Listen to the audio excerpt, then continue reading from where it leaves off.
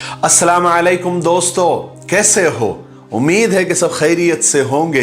अल्लाह आप लोगों को ऐसे ही खुश रखे। सरकार दो आलम सल्लल्लाहु अलैहि वसल्लम की पूरी जिंदगी पर बनने वाली वीडियो सीरीज जिसका नाम मोहम्मद सब के लिए है सल्लल्लाहु अलैहि वसल्लम, ये उसका 27वां हिस्सा यानी पार्ट 27 है। थोड़ा हम रिकैप कर लेते हैं कि हमने 26वें हिस्से में क्या सुना, लेकिन उससे पहले एक ज़रूरी बात मैं आपको बता दूं कि कल इतवार यानी संडे को हमारा कोई वीडियो नहीं आएगा, इसलिए आप कल इंतज़ार न करें। इंशाअल्लाह पीर को यानी मंडे को इसका 28वां हिस्सा आपके सामने हाजिर होगा। ठीक है, तो 26वें हिस्से में हमने सुना कि कैसी कैसी चालें मक्का वाले चल रहे थे। वो दिन रात यही सोचने लगे थे कि इस्लाम की आंधी को कैसे रोका जाए। उन्होंने हज से पहले प्लानिंग की, प्रोपेगेंडा तैयार किया, लोगों को मिल मिलकर समझाया, लेकिन बात नहीं बनी। फिर हजरत हमजा ने इस्लाम को कबूल किया रजी अल्लाह तआला अन्हु।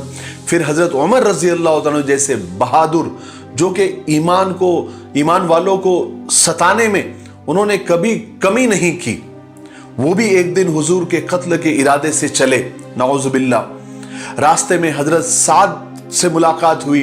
हजरत साद ने बताया कि उमर पहले अपने घर की खबर लो, इस्लाम तुम्हारे घर में पहुंच गया है, तुम्हारी बहन ने इस्लाम कबूल कर लिया है। ये सुनकर तैश में आ गए। वो सीधे घर पहुंचे, बहन और बहनवई को खूब मारा पीटा, लेकिन ईमान के सामने हार बैठे। कलाम पाक को सुना, अल्लाह ने दिल के अंधेरी दुनिया में ईमान का चिराग रोशन किया। कलाम पाक सुनकर रोने लगे और इस्लाम को कबूल किया। चलिए अब आगे सुनते हैं। ईमान कबूल करने के बाद हजरत उमर रजी अल्लाह तआला हुजूर पाक सल्लल्लाहु अलैहि वसल्लम के पास दारे अरकम के दरवाजे पर पहुंचकर हजरत उमर ने खुद दस्तक दी। सहाबा इकराम जो अंदर मौजूद थे, उन्होंने हजरत उमर रजी अल्लाह तआला के हाथ में नंगी तलवार देखकर दरवाजा खोलने में तामुल किया, यानी आगे पीछे हुए कि दरवाजा खोले या नहीं। और हुजूर पाक सल्लल्लाहु अलैहि वसल्लम से अर्ज किया कि हुजूर उमर नंगी तलवार लेकर बाहर दरवाजे पर खड़ा है, क्या करें? हुजूर ने इत्मीनान से फरमाया कि दरवाजा खोल दो, उसे आने दो। हजरत हमजा रजी अल्लाह तआला भी वहां पर मौजूद थे। उन्होंने भी कहा कि आने दो, अगर उमर का इरादा नेक है तो खैर, वरना उसी की तलवार से उसका सर उड़ा दिया जाएगा। चुनांचे दरवाजा खोला गया। हजरत उमर रज़ी अल्लाह तआला अंदर दाखिल हुए। हुजूर पाक सल्लल्लाहु अलैहि वसल्लम ने उनको घर में दाखिल होते हुए देखा तो आगे बढ़े और हजरत उमर का दामन पकड़कर कहा और जोर से झटका और फरमाया कि उमर, क्या तू बाज नहीं आएगा? हजरत उमर ने जवाब दिया, या रसूल अल्लाह, मैं ईमान लाने के लिए हाजिर हुआ हूं। हुजूर पाक सल्लल्लाहु अलैहि वसल्लम ने ये सुनते ही खुशी और मसरत से नाराए तकबीर बुलंद किया, बुलंद आवाज में अल्लाहु अकबर कहा। और जो साथ में तमाम सहाबा जो उस वक्त दारे अरकम में मौजूद थे, सब ने जोर से इस कदर अल्लाहु अकबर कहा कि मक्का की पहाड़ियां गूंज गई। और फिर हुजूर पाक सल्लल्लाहु अलैहि वसल्लम ने हजरत उमर को देखकर मुस्कुराया और इस एक मुस्कुराहट ने उमर को सब कुछ दे दिया। हिदायत, सादत, बरकत, कामयाबी सब कुछ हजरत उमर को मिल गई। जो हुजूर को कत्ल करने चले थे, आज हुजूर के गुलाम बन गए। हजरत हमजा रजी अल्लाह तआला अन्हु, हजरत उमर रजी अल्लाह तआला अन्हु के इस्लाम लाने की वजह से आप सल्लल्लाहु अलैहि वसल्लम को और इस्लाम को ताकत मिल गई। और उधर मक्का वाले खुशखबरी के इंतजार में थे। वो तो सोच रहे थे कि उमर ने मोहम्मद का काम तमाम कर दिया होगा, अभी खदीजा की रोने की आवाजें सुनाई देगी, अबू बकर व अली की चीखें सुनाई देगी, ईमान वाले अपना सीना पीट रहे होंगे। कितना जमाना हो गया, हम परेशान हैं। आज उमर की गैरत ने हमारा काम कर दिया होगा। मगर कुदरत उनके इरादों पर और उनकी खुशफहमी पर हंस रही थी। गोया कुदरत यूं कह रही थी कि अरे नादानो, तमन्नाओं के जिन कमजोर खिलौनों से तुम अपने दिल को बहला रहे हो, वो बहुत जल्द टूटने वाले हैं। तुम्हारे उम्मीदों के बाग उजड़ तो सकते हैं, मगर लहलहा नहीं सकते, क्योंकि मोहम्मद से जंग खुद खुदा से जंग है। हजरत उमर रजी अल्लाह तआला ईमान लाने के बाद सीधा अबू जहल के घर पहुंचे और दरवाजे पर दस्तक दी। वो दुश्मन इस्लाम बाहर आया और बड़ी खंदा पेशानी से झुककर हजरत उमर का वेलकम किया, अहलन सहलन मरहबा, और काम के बारे में पूछा, उमर काम हो गया? हजरत उमर रज़ी अल्लाह ने फरमाया कि हाँ, खुदा का शुक्र है काम हो गया, मैं ईमान ले आया, मैं मुसलमान हो गया और हुजूर पाक सल्लल्लाहु अलैहि वसल्लम को यानी मोहम्मद को रसूल मानता हूं। ये सुनते ही अबू जहल झल्ला गया और पैर पटकता हुआ और बालों को नोचता हुआ वापस अंदर चला गया। हजरत उमर रज़ी अल्लाह तआला अन्हु उसकी बेबसी पर मुस्कुराते हुए वापस हो गए। इसके बाद हजरत उमर हुजूर की खिदमत में हाजिर हुए और जाकर अर्ज किया कि हुजूर, अब हमको छुप कर और पोशीदा तौर पर घरों में नमाज पढ़ने की जरूरत नहीं है, बल्कि अभी अलल ऐलान खाने काबा में नमाज पढ़ी जाएगी और कोई भी हमारे रास्ते में आएगा तो उमर उसका मुकाबला करेगा। फिर क्या था, बिला रोक टोक ईमान वाले खाने काबा में नमाज पढ़ने लगे और इस्लाम को फैलाने का काम अब अलल ऐलान, छुप कर नहीं, अलल ऐलान होने लगा। यह नबूवत के 6 साल के आखिरी महीने का वाकया है। उस वक्त हजरत उमर की उम्र यानी एज 33 यानी 33 साल की थी। हजरत उमर रजी अल्लाह तआला के ईमान लाने के बाद मक्का में ईमान वालों की तादाद 40 हो गई थी और यह तादाद हबशा में जो ईमान वाले थे उस तादाद के अलावा थी।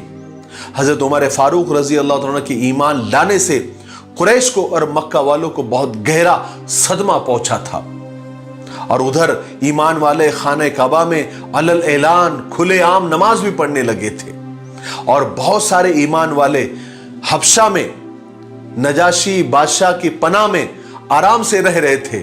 उन पर मक्का वालों का कोई जोर भी नहीं चलता था और इधर हजरत हमजा और हजरत उमर की वजह से मक्का में ईमान वालों पर वो बिला डर और खौफ के हाथ भी नहीं डाल सकते थे।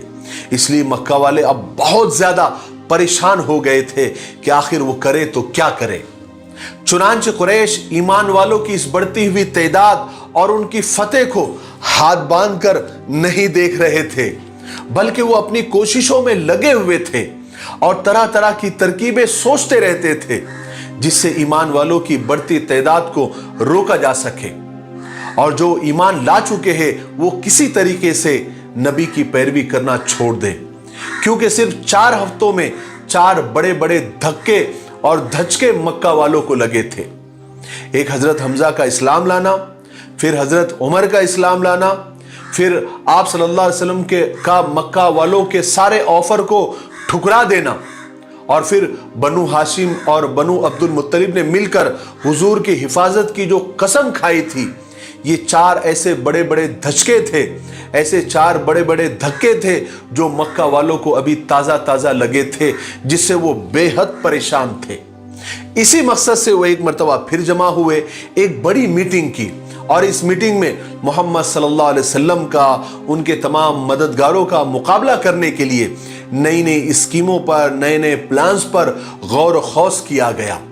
काफ़ी सोच व विचार के बाद उन सब लोगों ने ये तय किया कि अब मोहम्मद को और उनके साथियों को तकलीफें देकर, कत्ल गारत गिरी कर कर उनको कोई फर्क नहीं पड़ रहा है।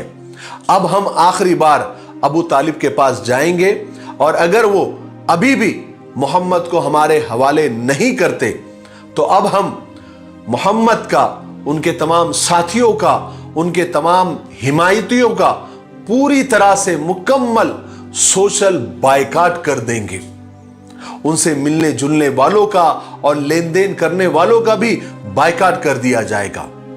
ना उन लोगों से कोई सलाम कलाम किया जाएगा, ना उनसे कोई चीज खरीदी जाएगी, ना उनको कोई चीज बेची जाएगी। गर्ज के उनके और हमारे दरमियान किसी किस्म का कोई ताल्लुक नहीं होगा, ना कोई वास्ता होगा, ना कोई मतलब होगा। बिल्कुल उनको हमारे समाज से बिल्कुल अलग थलग कर दिया जाएगा। इस फैसले को और ज्यादा पक्का और मजबूत करने के लिए उन्होंने इन सारी बातों को एक कागज पर, एक सहीफे पर लिख लिया और सबकी उस पर दस्तखत भी ली, यानी सबकी गवाही ली कि हम सब इसकी पूरी पूरी पाबंदी करेंगे। बड़े बड़े सरदारों ने भी इन बातों पर कसम खाई और फिर उस कागज को, उस सहीफे को काबे में ले जाकर टांग दिया ताकि कोई उसमें तरमीम न कर सके, रद्द बदल न कर सके, संशोधन न कर सके और इन फैसलों से कोई फिर न सके।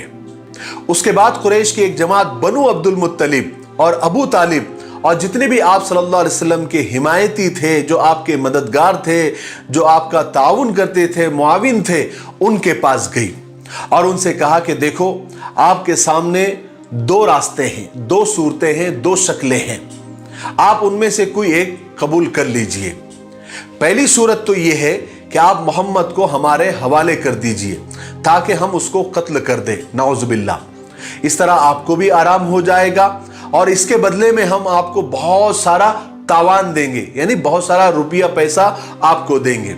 वरना दूसरी सूरत यह है कि अगर आप लोग नहीं माने तो पूरे मक्का वाले आप सब लोगों का बायकाट कर देंगे, कता ताल्लुक कर देंगे। हम आपसे ना कोई बात करेगा, ना आपको कोई सामान बेचेगा, ना आपसे कोई सामान खरीदेगा और इस तरह आप सब लोग भूखे मारे जाएंगे। अब बताओ आपकी क्या राय है? इस पर बनु अब्दुल मुत्तलिब, यानी अब्दुल मुत्तलिब की औलाद अबू तालिब और जो भी आप सल्लल्लाहु अलैहि वसल्लम के मददगार मुआविन की जमात थी, उन्होंने मोहम्मद सल्लल्लाहु अलैहि वसल्लम को उनके हवाले करने से साफ साफ इनकार कर दिया और कुरैश की जमात से कहा कि हम किसी भी हाल में, किसी भी कीमत पर मोहम्मद को तुम्हारे हवाले नहीं कर सकते। उसके बदले में हम कितनी भी परेशानियां, कितने भी चैलेंजेस कबूल करने के लिए तैयार हैं। फिर मक्का वालों ने कहा कि ठीक है, अगर तुम नहीं मानते फिर तुम्हारे और हमारे दरमियान एक दीवार अब खड़ी हो गई है, अब हम तुम्हारे सब का मुकम्मल बायकाट करते हैं। इस तरह कुरैश ने अब्दुल मुत्तलिब की औलाद का, बनु हाशिम का, आप सल्लल्लाहु अलैहि वसल्लम का और सहाबा का, ईमान वालों का और जो ईमान नहीं लाए थे लेकिन हुजूर के मददगार थे, हुजूर को सपोर्ट करते थे, वो भी उसमें शामिल थे।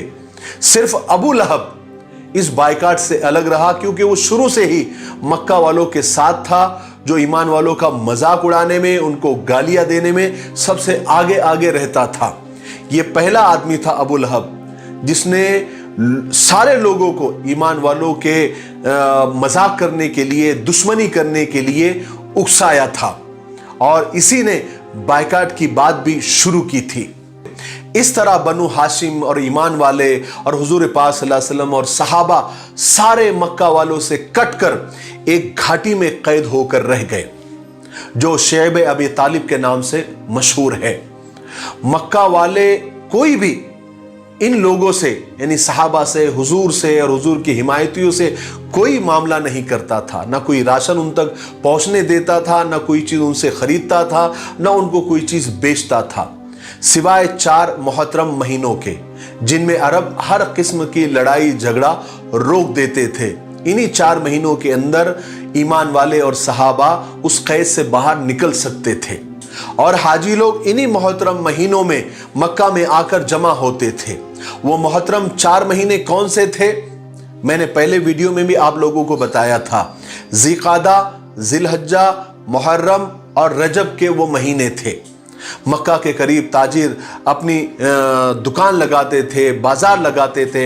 हुजूर पाक सल्लल्लाहु अलैहि वसल्लम इन्हीं 4 महीनों में भी उनके पास जाते थे, उन्हें अल्लाह के दीन की तरफ बुलाते थे, उन्हें जन्नत की खुशखबरी देते थे, जहन्नम से डराते थे और कहते थे कि अल्लाह को एक मान लो, मैं खुदा का पैगंबर हूँ और आखिरत की एक ज़िंदगी है जो मरने के बाद आने वाली है। आप सल्लल्लाहु अलैहि वसल्लम इन हालात में भी आपने दीन का काम नहीं छोड़ा। आप मुसलसल दीन का काम और लोगों को अल्लाह की तरफ बुलाने का काम किया करते थे। इस कैद बंद और बायकाट की वजह से ईमान वालों को बड़ी बड़ी तकलीफें उठानी पड़ी।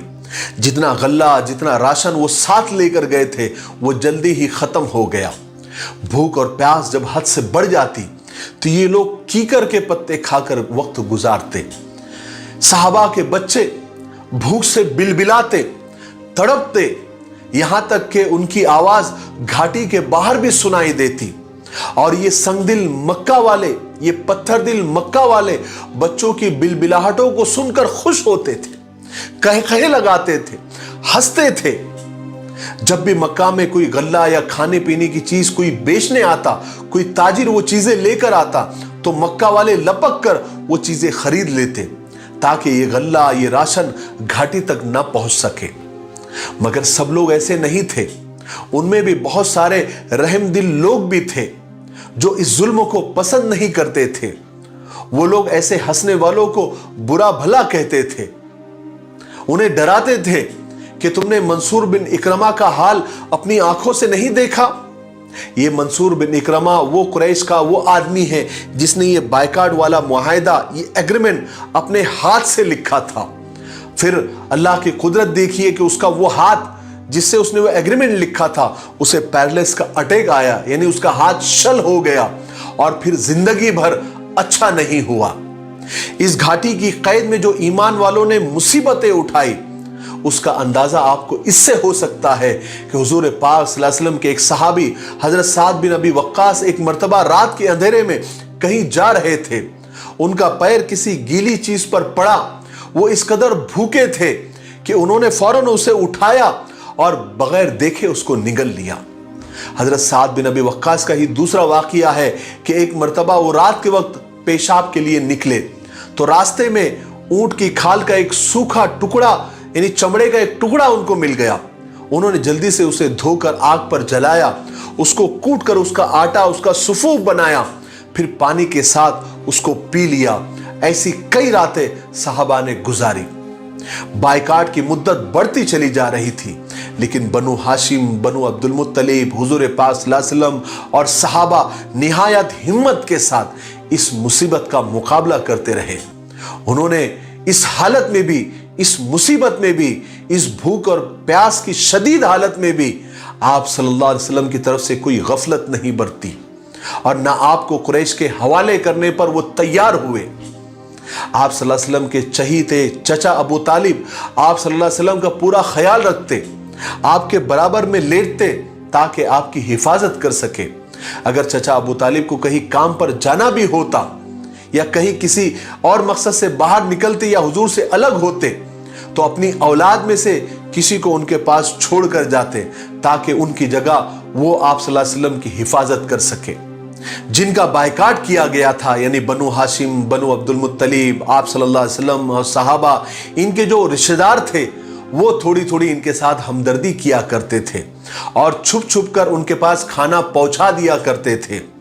अगर ये रिश्तेदार बाहर के अगर ऐसा ना करते तो बहुत जल्दी बहुत सारे लोग भूख से मर जाते। ऐसे में ही एक शख्स हकीम बिन हिजाम भी थे। वो अपनी फूफी उम्मुल मोमिनीन हजरत खदीजा रजी अल्लाह तआला के पास खुफिया तरीके से छुपकर खाना पहुंचा दिया करते थे, जिसको अम्मा जान हजरत खदीजा रजी अल्लाह तआला लोगों में तकसीम कर दिया करती थी। इस तरह हिशाम बिन अम्र भी ऐसे एक शख्स थे जो ऊंटों पर खाना और कपड़ा लाद कर रात के वक्त उस घाटी के करीब लेकर आते और जब बिल्कुल घाटी के करीब पहुंच जाते तो ऊंट को घाटी की तरफ हाँक दिया करते थे और इस तरह तमाम सामान इन मजबूर और बायकाट किए हुए लोगों तक पहुंच जाता था। जब अम्र बिन हिशाम या फिर हकीम बिन हिजाम की ये बातें कुरैश तक पहुंची तो उन्होंने उनको भी बहुत तकलीफें दी, लेकिन फिर भी उन्होंने ये मदद का सिलसिला बंद नहीं किया। आज के लिए इतना काफी है, इसलिए आज हम यहीं पर रुकते हैं क्योंकि वीडियो अब ज्यादा लंबा हो रहा है। आने वाले 28वें हिस्से में यानी पार्ट 28 में हम सुनेंगे कि ये बायकाट कब तक चला, कितने साल चला और कितने सालों तक आप उस घाटी के अंदर बंद रहे और फिर अल्लाह की कैसे मदद आई और किस तरह से ये बायकाट खत्म हुआ और आप घाटी से बाहर निकले। उसके बाद और एक बहुत बड़ी मुसीबत अल्लाह के रसूल सल्लल्लाहु अलैहि वसल्लम का इंतज़ार कर रही थी वो क्या थी, वो इंशाअल्लाह हम पार्ट 28 में यानी 28वें हिस्से में सुनेंगे। तब तक आप थोड़ा इंतज़ार करें और इन सीरीज़ की वीडियो को आप ज़्यादा से ज़्यादा शेयर करें और ज़्यादा से ज़्यादा कमेंट करें और हमारी हिम्मत और हौसले को और बढ़ाएं, ताकि हम उतनी ही शिद्दत से जिस तरह अभी काम कर रहे हैं उसी तरह शिद्दत से हम आगे भी काम करते रहें। तब तक मेरे लिए, पूरी उम्मत के लिए और पूरी इंसानियत के लिए खैर और भलाई की दुआ करते रहे। अस्सलामु अलैकुम व रहमतुल्लाहि व बरकातुहू।